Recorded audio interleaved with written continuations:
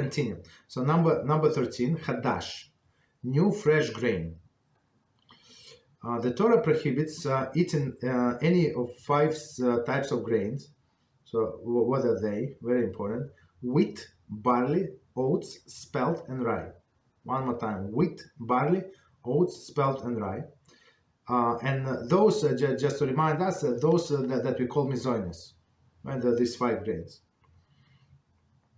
So wheat and barley is biblical, and like they mention explicitly in the Torah. And oats, spelt, and rye, that's what our sages derive. Okay, continue. They took root before 16th of Nisan until after the following 16th of Nisan. Okay, so one more time. The Torah prohibits eating any of the 5 species of grain, wheat, barley, oats, spelt, and rye, that took root after the 16th of Nisan until the following 16th of Nisan. So 16th of Nisan, well, what is 16th of Nisan? So let's try to remember. So 15th of Nisan is a Pesach. Right, so first day of Pesach is on the night of 14th, meaning going to 15th. So meaning the 16th is the second day of Pesach, and that's when we start count Omer. Right? So it says when everything that you planted after the 16th of Nisan, actually that took root. I apologize, took root, not planted, took root. So it takes. They're going to say, but it's not relevant to the discussion, but it takes several days or weeks. I don't remember, maybe it takes two weeks or like some amount of time for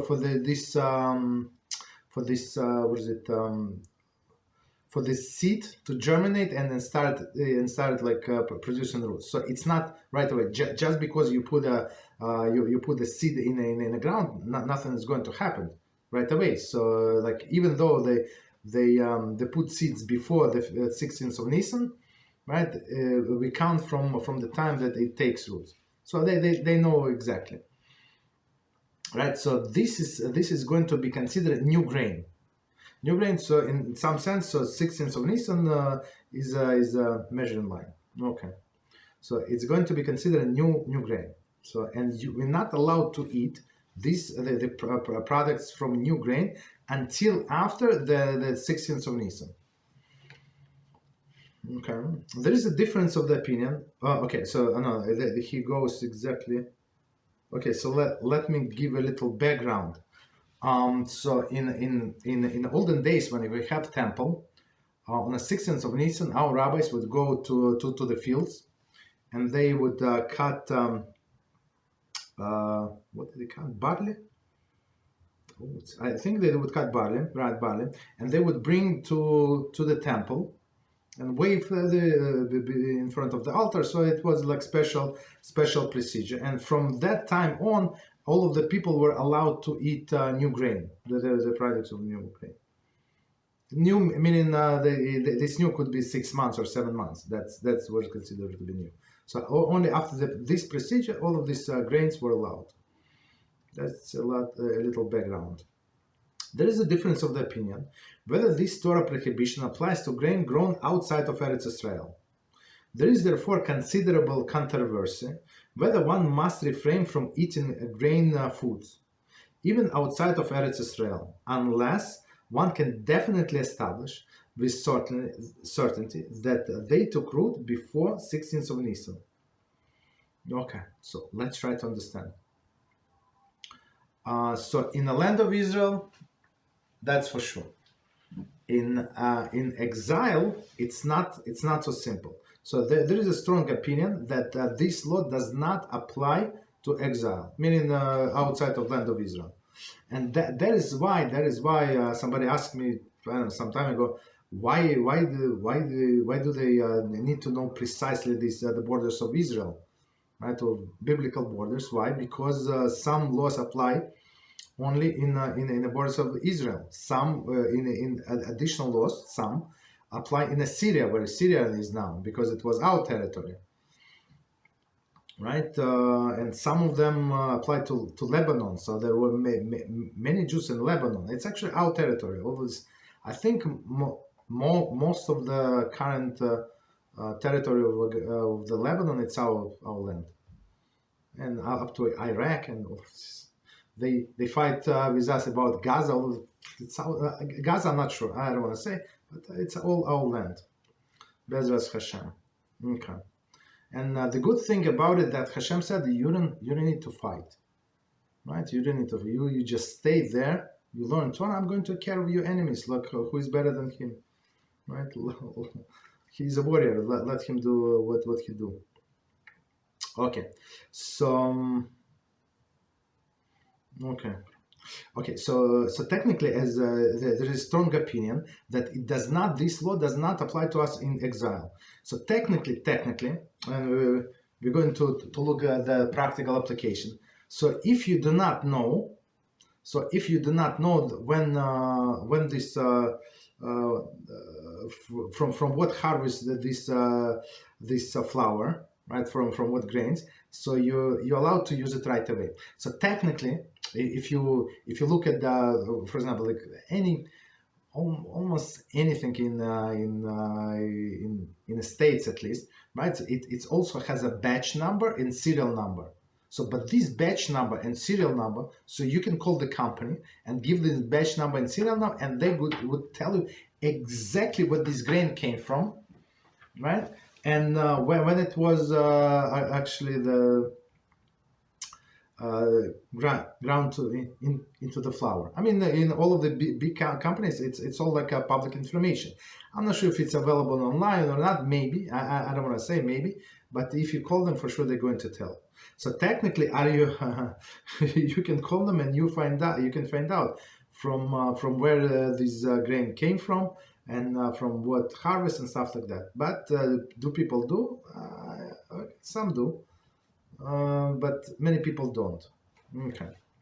So continue. So basically, if there is a doubt and you do not know, so two doubts, right? Two doubts. One doubt if these laws apply outside of Eretz Israel, right? And second doubt when from what harvest this flour is. Okay. So I'm going to use flour because most of the people do not use grains. Okay. So continue. Practical application. In previous times, only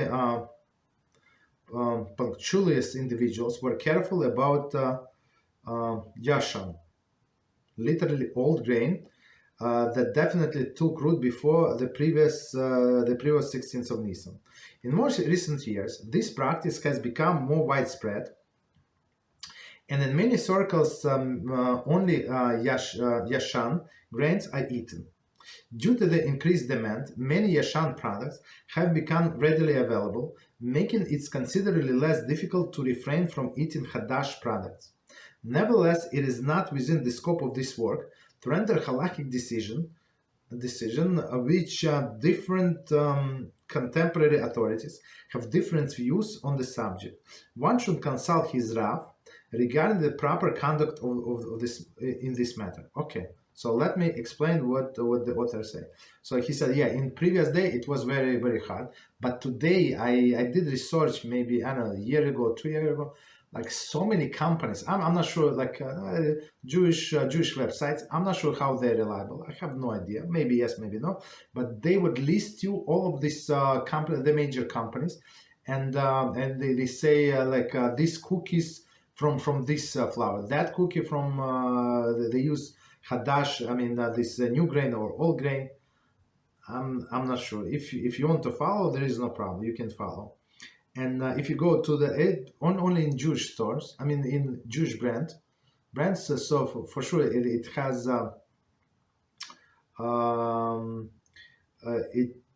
it was a yashan, kemech yashan, kemech yashan meaning old grain. So in the pizzeria, it would say, in other, like in bakeries, like major bake, all of them kemech yashan.